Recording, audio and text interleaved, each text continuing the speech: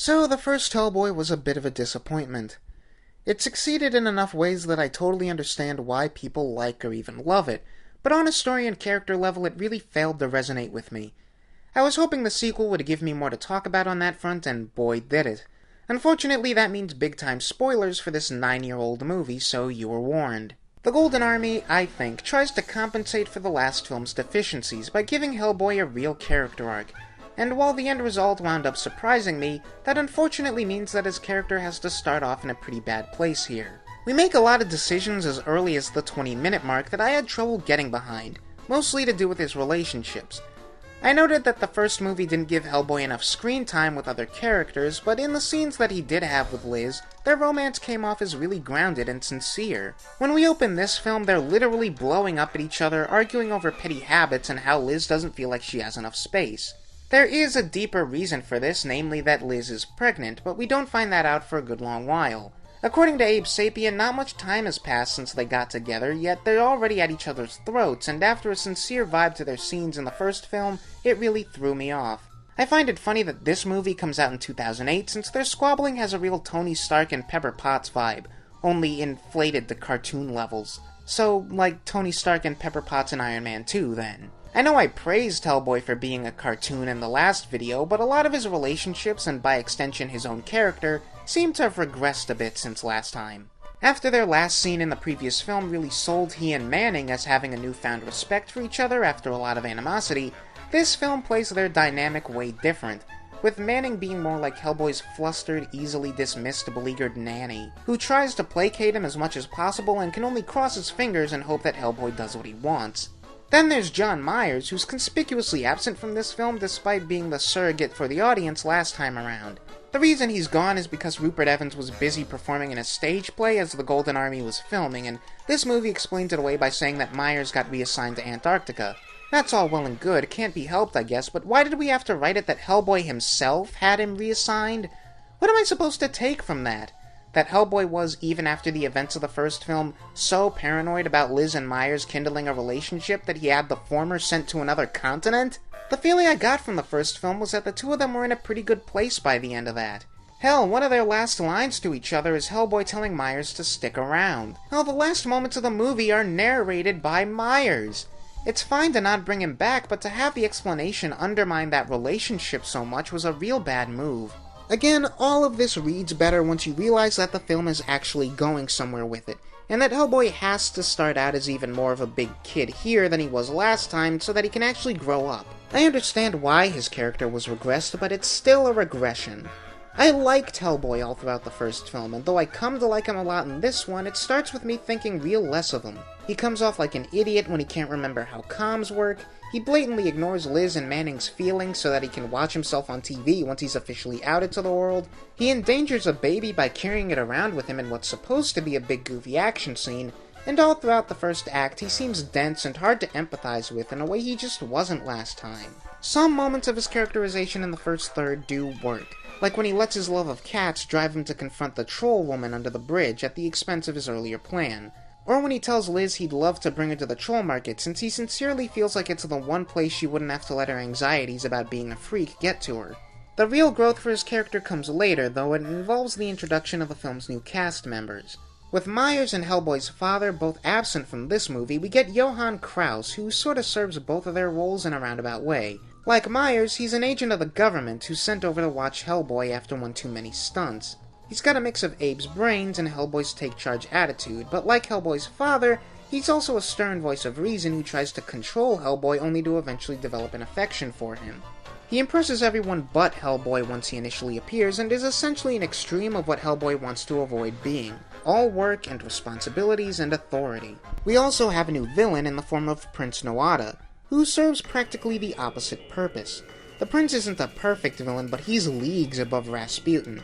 At the very least, he's got a real motivation and an internal conflict.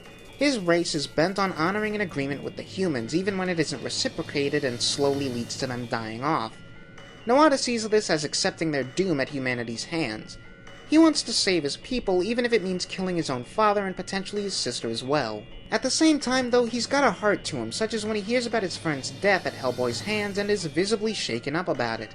I like the little moment where he confronts Hellboy for the first time and tries to make him see his side of things.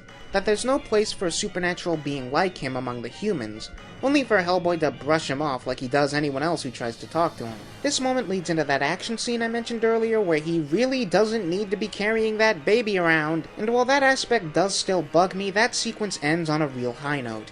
Nawada appears again and lets Hellboy know that the forest god he summoned up to fight is the last of its kind. He again appeals to Hellboy to ditch humanity and let the paranormal reclaim the world. And Hellboy, for the first time in the movie, actually stops to think about what someone else is saying.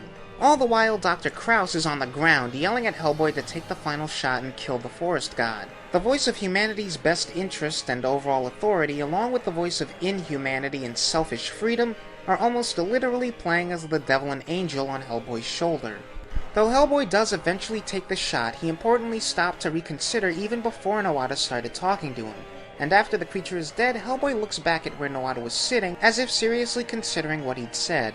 That was a really impressive scene to me.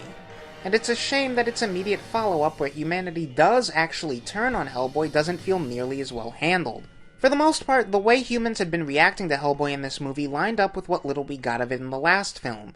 People are comfortable enough taking photos of him in public, with him stopping to pose no less. The media treats him like a celebrity for the most part, and the worst that people have to say about him on the street is that he's ugly.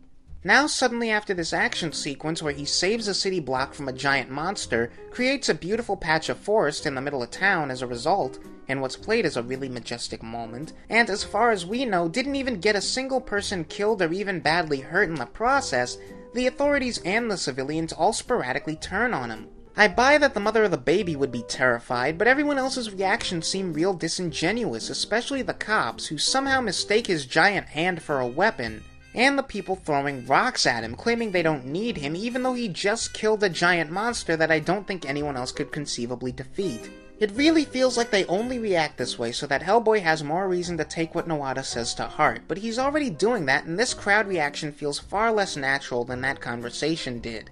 You can argue that it's a necessary leap given all the truly great moments it leads to, whether it be Hellboy and Abe singing drunkenly to Can't Smile Without You, or he and Liz actually sharing some more of those tender moments that I liked, or the scene in the bathroom where he stops just short of filing down his horns, calling back to the first film where him letting them grow out was a sign of his embracing his destiny as a force for evil. I like also that visual is called back to earlier in the movie to set that moment up, and how it comes in the middle of us being reminded about Hellboy's dad and his influence. If you couldn't tell, this stretch of the film is easily the best part of either of these movies, since it really expands on the ideas of humanity and what it means to be part of it, not just with Hellboy, but with the other characters as well. Liz calls Hellboy the greatest man she's ever met after he's been horribly injured by Prince Nawada. This comes right after he says in a very Nawada-like sentiment that he'd turn his back on the world if it just meant that she'd stay with him, and is followed up by Liz claiming that Dr. Kraus isn't human when he refuses to turn his back on the world to save Hellboy. And yet, Kraus shows that he is very much human in his reaction to those words. He's understanding of Liz, and we see him pull out what we find out later to be his wife's ring. Liz herself makes the decision to save Hellboy's life at the expense of humanity's future a few scenes later. Abe talks about how he feels very human emotions toward Princess Nawala, who he's been kindling a bit of a romance with, despite not being physically able to do things like smile or cry. This is some really deep, interesting stuff, and ultimately the movie ends with these four characters content in their humanity, yet also irrevocably distanced from them. When Nawada finally dies, it's with a really effective and somber speech. He asserts even with his dying breath that the paranormal can't coexist with humans, and once again Hellboy absorbs his words as we the audience are left to think about Hellboy's destiny to end the world, a destiny that the other characters know they have to tackle at some point. I really wish Guillermo del Toro would have been able to make that third film, because I'm convinced that it would have been an even bigger step in the heady, dark, thought-provoking direction than this was from the first film. The ending gave me real Age of Ultron vibes, in that yeah, the world is saved, but there's also a real pessimism to it regarding human nature. There's going to be a genocide of one species for the sake of the other. It can't be stopped, and it all rides on Hellboy. I want to see the ideas of choice and destiny we touched on in the first movie really delved into in a story about that. The idea that Hellboy, Liz, Abe, and Kraus turn their backs on humanity even as they embrace what's human in themselves has some scary implications, and whether it would mitigate that feeling or only exacerbate it, there's some things I think the movie could have done differently in its final moments centered on that idea. I think it's a conscious choice that we don't get to see how humanity or the media views Hellboy at the end of the film. As far as the public is concerned, nothing has changed, and unlike the ending to the last film that doesn't feel like a dropped thread so much as it does an indication that these characters don't care about that anymore. But Hellboy revealing himself to the public was such a crux to this movie's story that I think we could have at least talked about that angle as we ended it. Maybe the movie thinks it's doing enough by having Hellboy's final lines be about how he wants to live in a secluded, wide-open space that's just he, the baby, and Liz, but I'm not really sure. What our character's relationship is with humanity as a whole is just so much of this movie's drive that I think we could have been a bit more overt with what we're saying with the end. What's a bigger deal and more of an outright problem to me is how we treat Tom Manning. Like I mentioned earlier, we really undercut where we left Tom at the end of the last movie, and where we leave him here is pretty much the diametric opposite of that. In the final scene, Hellboy, Liz, Abe, and presumably Krause all quit on the BPRD and are pretty disrespectful to Manning as they leave. Throughout both movies, Manning's been a coward, a bumbler, a kiss-up, and a bit of an egotist, which on paper should make him seem like an unlikable character and make that response seem warranted, but he's also done enough to show that he's not a bad person, and he seems to get along well enough with Liz, Abe, and Krause at least.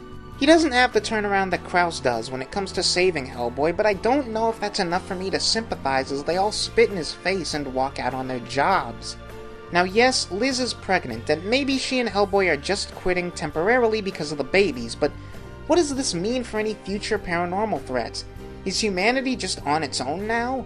Are the main characters removing themselves completely from the equation and leaving it to the rest of the world to work out which species survives without them? Like I said earlier, that's darkly fascinating if it turns out to be the case, but I just don't have enough to go on to take it that far. Professor Bloom actually manages to have quite the presence throughout the story, despite only appearing in the prologue.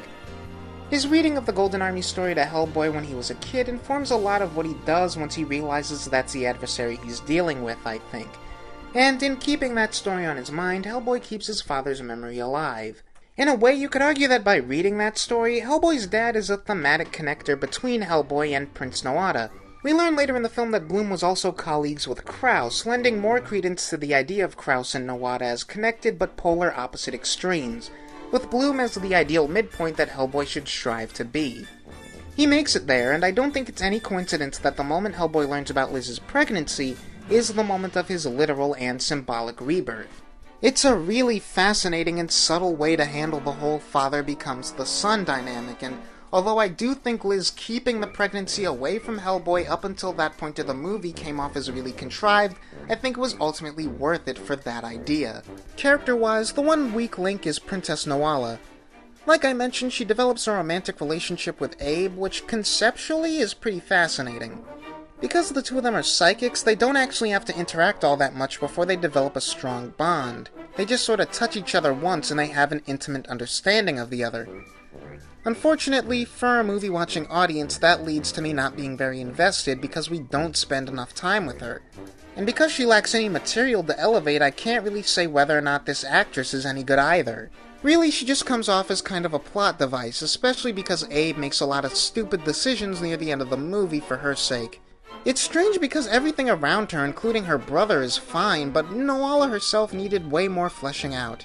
Technically speaking, the mix of practical effects and CG works just as well here as it did in the last movie, especially with creatures like Mr. Wink, or really anyone in the troll market. Dr. Krause is also a pretty simple-looking but impressive effect. Somehow it really looks like there isn't anyone in that suit half the time. The standouts to my mind, though, have to be the Angel of Death and the little traitor guy who built the Golden Army in the first place. They're both just brilliant designs, and I have no idea how they pulled the latter off. If these movies have given me anything, it's a deeper appreciation and desire for practical makeup effects in movies. After the first film, it was honestly kinda shocking how focused and deep we managed to get with our themes this time around. Even if this does translate to a bit of a tone shift from the first movie, I think it's for the better. This even translates to the action sequences, which have far more variety than the first film and never overstay their welcome. The climax especially has some pretty creative uses of the setting. All around, Hellboy 2: The Golden Army is a far deeper and better story than its predecessor. It's not without its share of big flaws, but I think in a lot of ways it's what the first Hellboy film tried to be. It really gets you into the heads of these characters, and yet still manages to be a fun action romp, all while also saying some kinda morbid, damning things about human nature. It's also done in such a way that you don't really have to see the first film in order to get it, so even if you skip the original, I do recommend giving this one a watch.